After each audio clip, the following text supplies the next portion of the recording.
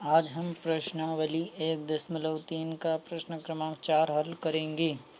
प्रश्न क्रमांक 4 दिया हुआ है, निम्नलिखित समुच्चयों के सभी उपसमुच्चय लिखिए। पहला दिया हुआ है ए के सभी उपसमुच्चय लिखना है। तो हमें एक बात का ध्यान देना है कि जब भी उपसमुच्चय की बात करें तो सभी में हमें फाई को लिखना है। सभी समुच्चय का उपसमुच्चय फाई होता है, तो हम फाई तो सभी में लिखेंगे ही लिखेंगे। तो हम पहले फाई लिखेंगे, तो हम लिख लेते हैं ए का उपसमुच्चय फाई।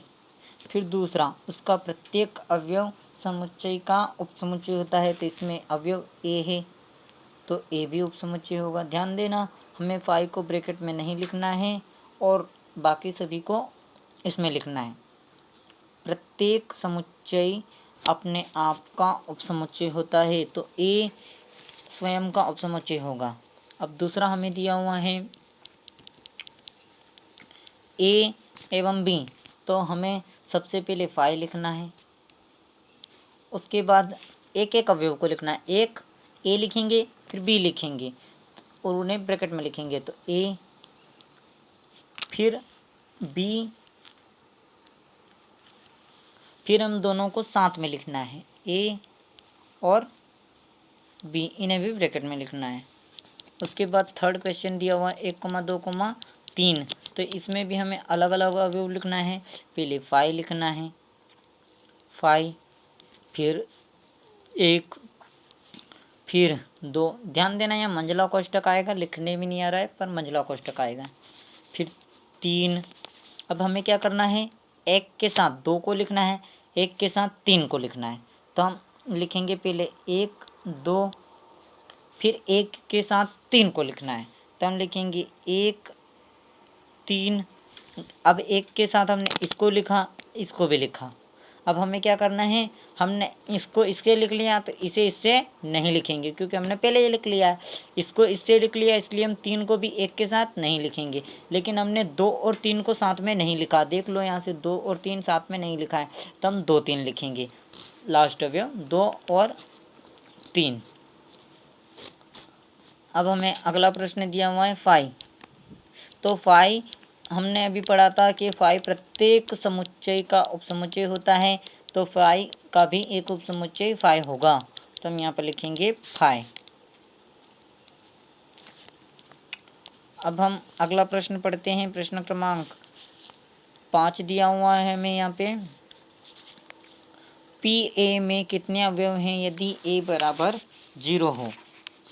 हम यहाँ पर जानते हैं कि यदि ए बराबर फाई है तथा तब शक्ति या घात समुच्चय की परिभाषा अनुसार पी ए में अवयवों की संख्या 2 गुणित 2 की घात 0 बराबर 1, जो निम्न है।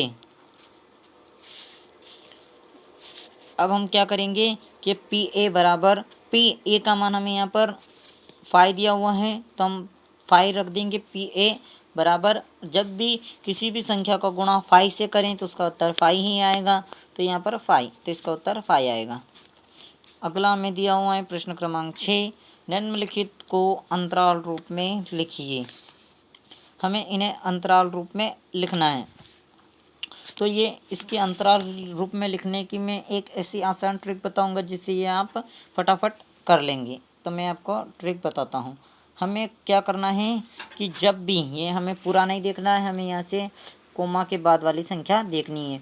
जैसे ऋण 4, फिर x से छोटा है, फिर x के बराबर 6 है या उससे छोटा है, तो हमें ये इतना देखना है, उधर नहीं देखना है x:x सदस्य है r का, बस हमें इतना देखना है। अब हमें इतना देखना है कि x के बाद वाली संख्या में ये वाला चिन्ह लगा हुआ है, तो हम बड़ा वाला लगाएंगे, और x के पहले, मतलब कि मैं बताता हूँ आपको, अच्छे से समझाने की कोशिश करता हूँ। यदि ये वाला चिन्ह लगा हुआ है तो हमें ये वाला लगाना है। यदि ये वाला चिन्ह लगा हुआ है तो हमें ये वाला बड़ा कोष्टक लगाना है। अब इधर ऐसा लगा हुआ है तो हमें ये वाला चिन्ह लगाना है, वक्र वाला, जैसे इधर है, लेकिन इसके नीचे डंडा है ऐसे, तो हमें ये बड़ा वाला लगाना है। और बाकी जो बीच में लिखा हुआ है वो ऐसा कैसा हमें सेम टू सेम उतार देना है। तो हम पहला वाला प्रश्न देते हैं। यहाँ पर ऋण 4 और 6 दिया हुआ है, तो हम यहाँ पर ऋण 4 कोमा 6 लिखेंगे। अब यहाँ पर डंडा नहीं है, ध्यान दीजिए, ये इतने वाले हिस्से में यहाँ पर नीचे डंडा नहीं है, तो यहाँ पर छोटा वाला कोष्टक लगाएंगे। और यहाँ पर डंडा है नीचे ये वाला, इसलिए हम ये वाला चिन्ह लगाएंगे, बड़ा वाला। ध्यान देना, ये वक्र है ऐसा गोला वाला, और ये ऐसा वाला चिन्ह है। अब हम प्रश्न क्रमांक 2 को इसी ट्रिक से हल करते हैं। देखते हैं हमें प्रश्न क्रमांक 2 क्या दिया हुआ है। प्रश्न क्रमांक 2 में हमें दिया हुआ है, 2 मिनट में इसे थोड़ा छोटा कर लेता हूँ, साफ दिखाई देगा। हाँ, तो हम प्रश्न क्रमांक 2 को हल करते हैं। यहाँ पर हमें ध्यान देना है कि ऋण 12 और ऋण 10 को हमें पहले लिख लेना है। ऋण 12 कोमा ऋण 10।